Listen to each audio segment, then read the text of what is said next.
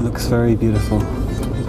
You haven't been there yet. No, but just from what I can see on the outside, very interested to get inside, see how it goes. So let's get out. Let's go.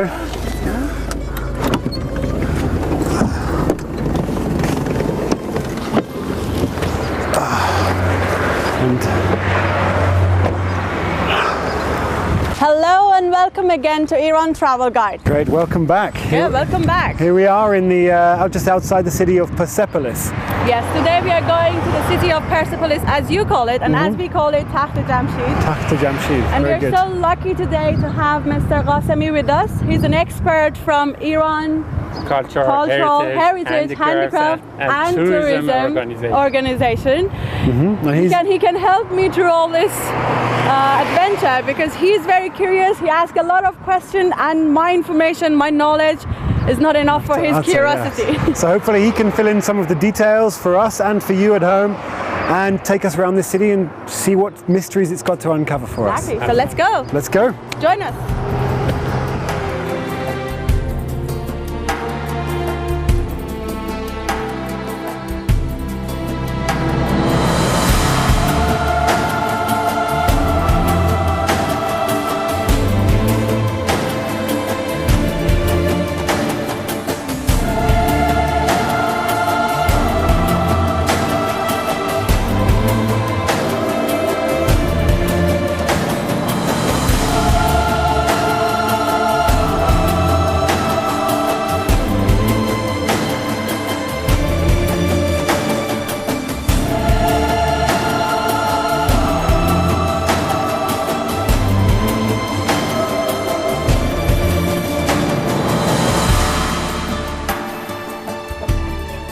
So we are back, just walking the stairs, going toward the gate, the main gate of Persepolis, which is called the Gate of All Nations. All Nations, Darvazeh Milal.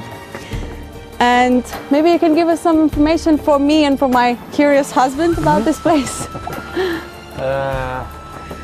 باید دقت بکنیم که اینجا ارگ حکومتی پادشاهان هخامنشی هستش، اما بعد از کوروش کبیر. So this is basically the royal castle of the Achaemenian after Cyrus the Great. It is very important to know that this place is not built at the time of the Cyrus the Great. It is built by Darius, and it was used after that. It was the royal capital of Achaemenian after that. And it was for just the king and the king family, the royal family living here, staying here, having their celebrations and festivals, nothing more than that. So as we're looking at here, we see the walls this way and the guardians for this palace sitting here and here. Can you tell me a little bit more about what these were and what they represented? این دو مجسمه‌ای که شما اینجا می‌بینید ما نمونه‌های دیگرش رو در بابل قدیم هم داشتیم، اما هنر مجسمه سازی در اینجا خصوصیات مخصوص به خودشو داره. در دوران هخامنشی گاو به عنوان یک حیوان بسیار قدرتمند محسوب می‌شد. بنابراین اگر So as you said, these two are two guardians, and there are two big bulls with the head of human. And you can find these sort of statues in the Babylonian time. But because of this, in this time, in Achaemenian time, they had their own characteristic. Sure. In Iran in that time, there were symbol of power. Bulls were symbol of powers. And the reason that they're so big and so high, is because this was the main gate, so all the guests, all the people had to come and enter from this way, and to enter. It would impress them. Exactly, it would impress them, show the power, show the greatness of the emperor.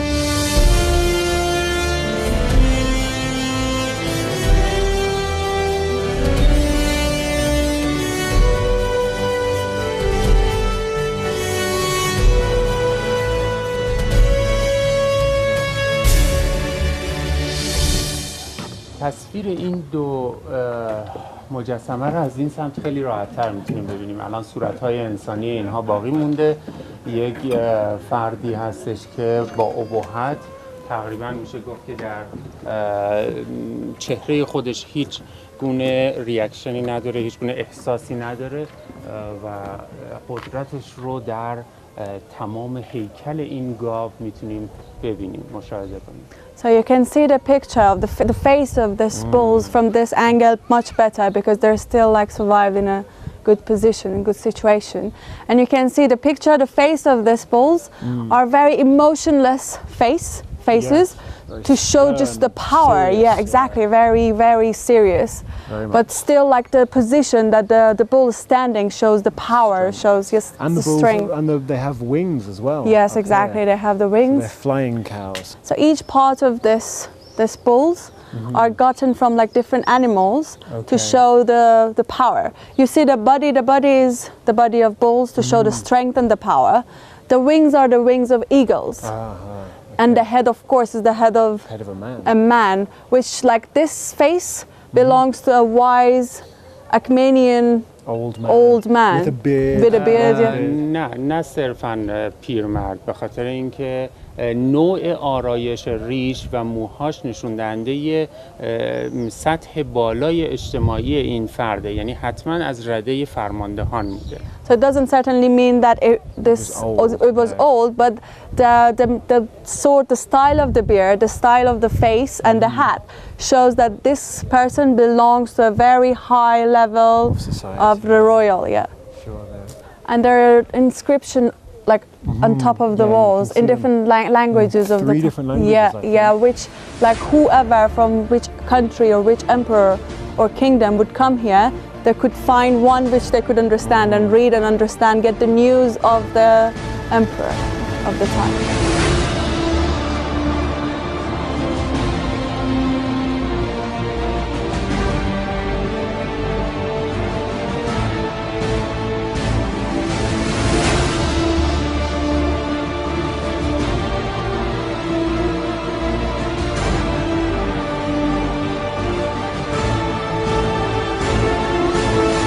A very interesting point is that all the rocks and stones which these statues are built from are not from the stones of the rocks of the mountains in this area. They have brought from like 35 kilometers away from Majdabad. They have like mines, stone mines over there. And like in that time 35 kilometers is not exactly. You had no easy, no yeah. vehicles, And this big massive stones have brought all the way from there to here. Do we know how they were brought? Were they rolled on logs or? احتمال میدن که یک نهری کنده شده و توی این سنگ‌ها رو روی کرجی‌های مخصوصی گذاشتن که بتونن از اونجا به اینجا منتقل بشن. نهری که توش آب بوده یعنی. بله. So there is possibility that they have like made a river, small river, and with the water and with this like a small boats which have put a raft on the water. They could float exactly. البته اون نهر هم به صورت مصنوعی درست شده. It was made for this one, that like small river. Let's go.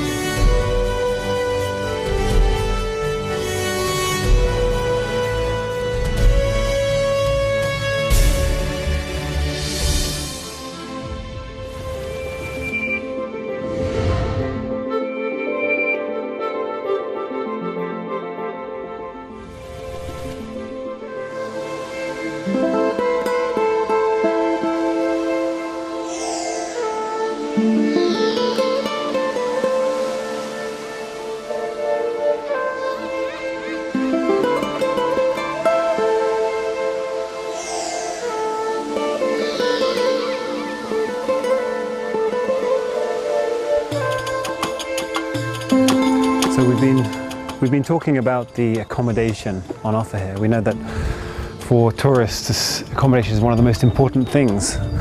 What sort of things do we have on offer in Iran? Depends where you want to go and what you want to do. But there are different variety of accommodation, like the place here you can see. Now, these cottages are lovely. I mean, they're just sort of tucked away in the woods. It's very much depends on where you want to go and what you want to do. But first, let's hi to the camera. Hello, welcome back to Iran Travel Guide. We are here today with you with another show of Iran Travel Guide. me and Stu, my husband, were talking about accommodation in Iran. He's very kind of curious about knowing how many varieties of accommodation are available in Iran. Yeah, I mean, we're here, we can see there's various hotels in some of the different areas we visited, ranging from budget ones to very expensive 5-star locations with good food and all the things you'd expect from such a hotel. Yes, and I was telling him that it very much depends on where you want to go and what you want to do. For example, like if you want to go to woods and jungles, you can find huts or cottages or even suites. Like the ones we're like the ones you can see in the backgrounds.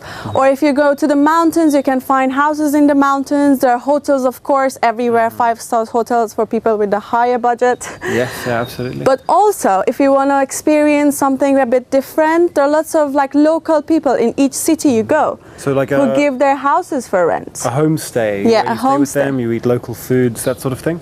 Yeah, that's very common. Like you pay a very low money for the rent of the renting of those places, and you get a very different experience of life. But a much more local experience, one where you get to experience the culture, the what it's like to have a taste of Iranian life. Yeah, for me, wherever I travel, like wherever we've been so far in all our trips, the most important thing, of course, was the accommodation. Yeah. Yeah, you need to know where you want to stay. So for me also, it's very important to stay with locals. I go to a culture, I go to a country to see their culture, to see their lifestyle. And the best way is to live with them. No, absolutely. Meeting locals is always the best way. And we found already that Iranians have been very, very friendly, always talking to us on the streets. When they see that I'm a foreigner, absolutely. Iranian love foreigners, that's true. And all the people we've met as well, they've said that Iranians have been very welcoming and always interested in what they're doing, why they're here. So it's a very welcoming environment, and there is that range of accommodation to match. Yes, that's true. So yeah, as I was saying, so you can get different types of accommodation here. Depends on your choice, depends what you want, depends what you want to experience. So don't really be worried about the accommodation here. There are a variety of them available here for you. Any other questions, sir? No, that seems to have covered it really. Can we move on? Go. Yeah. Absolutely. So come with us and let's see. Thank you.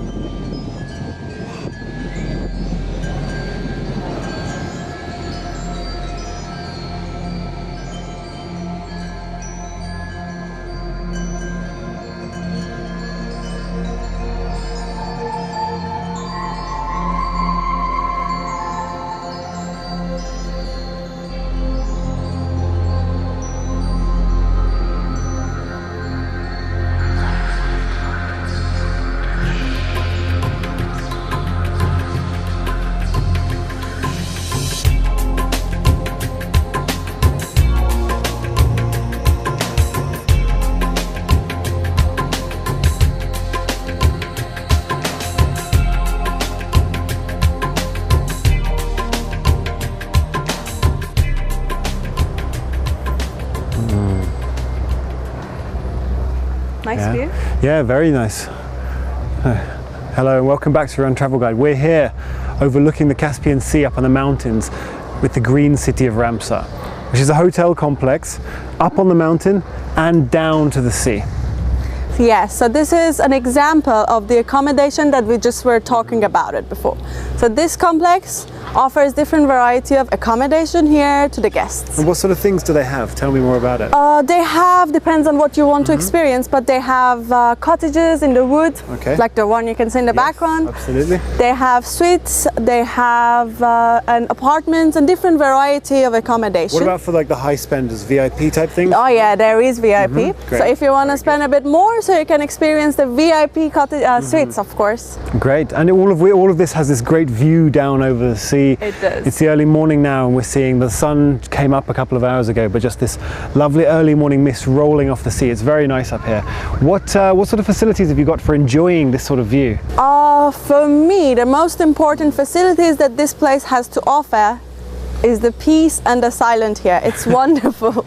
It's true. Yeah, honestly, that's what I want to experience. But if you're looking for something more, you can have the restaurants, cafes, different things for entertainment. For example, there's a fairground, there's a karting, there is the cable car, of course, that you can get the cable car, go down to the sea, enjoy at the beach, come up again to the wood. And be back in your peace and quiet and enjoy. Yeah, and you can walk in the woods also in the morning. That's beautiful, beautiful. Bird watching, spotting the animals, enjoying the silence, the nature. Very nice. So there's lots of different types of accommodation, as we can see, and some of the suites are named after, what is it? Flowers are named after flowers from different countries. So that is how they design the suites. So each one has a different style, different technique of design. Yes, it does. Okay, great. Well, let's go have a look around and see more of what this lovely place has to offer. Be with us.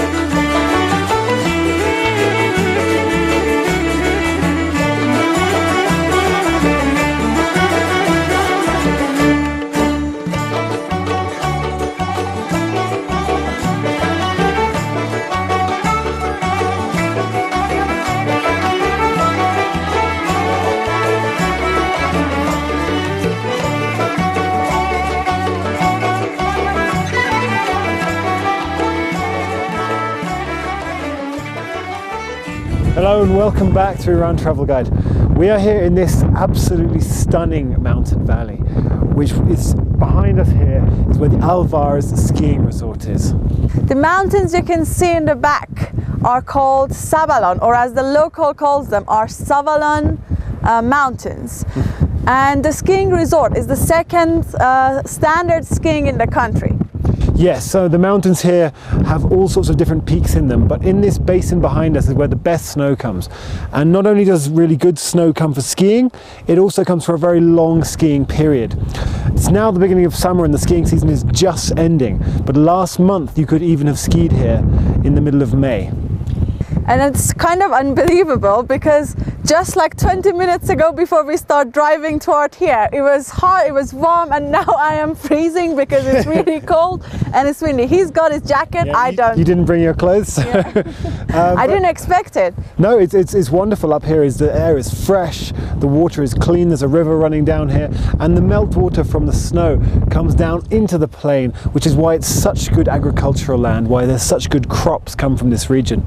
The road from the Sarin city toward the skiing resort is also gorgeous because it's covered by local people who have their tents, living there and selling honey or herbs from the mountains. Yes, there are even nomadic people who spend their summers up here and the winters down south in the desert. We see even in this environment here, which is rocky, hilly, with grass, trees and snow, we've met camels on the road coming up here. Things you'd normally expect to see only in a desert, which shows just how hardy these animals are and just how far they've come. And up there in the skiing resort, there are different facilities. One of them is telecabin or cable car and telesiège or chair table. So you can get the telecabin, go up in the mountains skiing and come down. And down there, there are restaurants, cafes or whatever you need. Yeah, so there's facilities all year round, and it's easy to get to from Sarain. It's maybe a half hour's drive, so you can enjoy the hot springs there as well as the skiing. You can go grass skiing on the farther side in the summer, so really all year round there's different attractions you can come here to enjoy. And on the way from hot spring to the skiing resort, you can stop and pick some mountain herbs from the area, because this area is covered by herbs. Yes, there's heather, there's wild dandelions, there's nettles, all of these things around here, and the locals of course know the best ways to find the elusive ones, the herbs you can get here and nowhere else. So stay with us, we're gonna take you to have a look around this wonderful place, and I'm gonna pick some mountain herbs. Great, let's go. Let's go.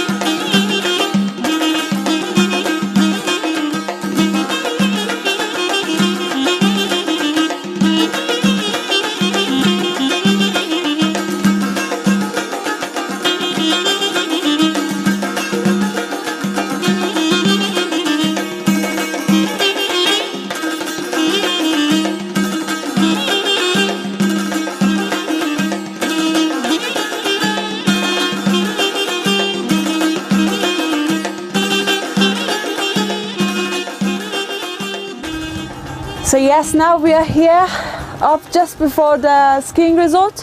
What you can see here, this area is the skiing resort when it's snowing. Of course, it's a skiing resort for the beginners. If you're more professional, you can get the telesiège and go up. And up there is a professional skiing resort. It's really cold here and it's windy, the sound, the light. No, it's beautiful up here, but it's you can just imagine how amazingly different it would be in winter. In winter, yeah. Covered in feet of snow. It's up to more than 3 meters of snow will be down there, so here will be probably more. More than that, yeah. Oh, there's some people on it. Yeah, coming back down. That's very interesting. I don't want to try it right now. Do you know? No, it's pretty cold here.